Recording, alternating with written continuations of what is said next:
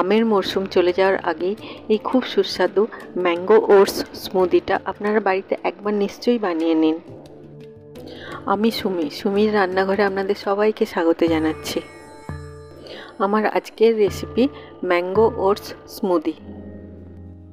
এই স্মুদিটা বানানোর জন্য প্রথমে আমি হাফ কাপ ওটস একটা ফ্রাইং প্যানের মধ্যে নিয়ে লো ফ্লেমে রোস্ট করে নিচ্ছি একটু মুচমুচে হওয়া পর্যন্ত। ওটসের রঙটা যেন চেঞ্জ না হয় ততক্ষণ পর্যন্তই লো ফ্লেমে এটাকে রোস্ট করবেন। ওটসটাকে একটু ঠান্ডা করে এর থেকে আমি 1.5 টেবিল স্পুন ওটস একটা বোলের মধ্যে নিয়ে নিলাম। এবারে এটার মধ্যে জল দিয়ে এটাকে আমি 15 মিনিট ভিজিয়ে রাখবো। একটা মিডিয়াম সাইজের আমের জন্য আমি 1.5 টেবিল স্পুন ওটস নিলাম। এবার আমি এরকম মিডিয়াম সাইজের একটা আম নিয়ে নিচ্ছি। আপনারা যে কোনো আম নিতে পারেন, আমটা একটু যেন মিষ্টি হয় আর পাল্পটা যেন একটু বেশি থাকে। এবারে আমটা থেকে আমি পাল্পগুলোকে বার করে নিলাম। আটিটা থেকেও ভালোভাবে আমি পাল্পগুলো নিয়ে নিচ্ছি। আমের মতো একটা এত সুস্বাদু ফলের সামান্যও নষ্ট করা ঠিক না। এইভাবে আমি আমের পুরো পাল্পটা ভালো করে একটা বোলের মধ্যে কালেক্ট করে নিলাম। এখন আমি একটা বোলের মধ্যে নিয়ে নিচ্ছি 1 টিস্পুন সবজা বা বেসিল সিডস। এটা আসলে তুলসীর বীজ। এটা অনেক পুষ্টিগুণ আছে, যার মধ্যে একটা হলো এটা আমাদের পেটকে খুব ঠান্ডা রাখে। এটাতে আমি অল্প জল দিয়ে মিনিট 5-এর মধ্যে ভিজিয়ে রেখে দিচ্ছি। 15 মিনিট পরে আমি ভিজিয়ে রাখা রোস্টেড ওটসটাকে একটা ছাঁকনির মধ্যে ছেঁকে নিচ্ছি। আমার এই ভিডিওটি যদি আপনাদের ভালো লাগে আপনারা নিশ্চয়ই লাইক করবেন। আপনাদের এক একটা লাইক আমাকে অনেক বেশি মোটিভেট করে। ছেঁকে রাখা ওটসটা একটা গ্রাইন্ডিং জারের মধ্যে আমি নিয়ে নিচ্ছি। এর মধ্যে দিয়ে দিচ্ছি 200 ml চিল্ড মিল্ক। আপনারা কোকোনাট মিল্ক বা আমন্ড মিল্কও নিতে পারেন।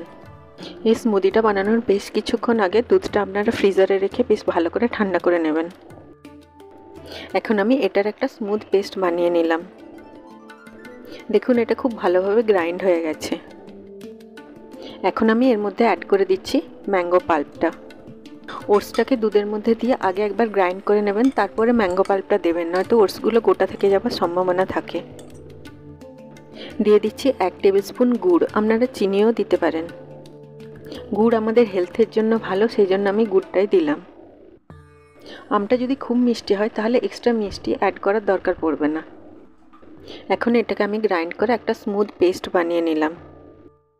অন্যান্য গ্রেনসের থেকেও বেশি প্রোটিন এই ওটসে থাকে, আর থাকে ভিটামিনস আর মিনারেলস। তাই আপনারা আপনাদের বাচ্চাদেরকে এইভাবে ওটসটা দিতে পারেন।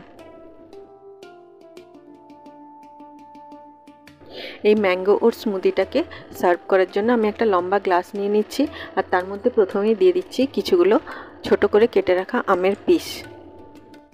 এবারে দিয়ে দিচ্ছি ভিজিয়ে রাখা সবজা সিডটা। ঢেলে দিচ্ছি ম্যাঙ্গো ওটস স্মুদিটা। আপনারা আমার চ্যানেলটিকে সাবস্ক্রাইব করতে ভুলবেন না, আর পাশে থাকা বেল আইকনটি নিশ্চয়ই প্রেস করে দেবেন, তাহলে আমি যখনই নতুন কোনো ভিডিও আপলোড করব তার নোটিফিকেশান আপনার কাছে ঠিক পৌঁছে যাবে।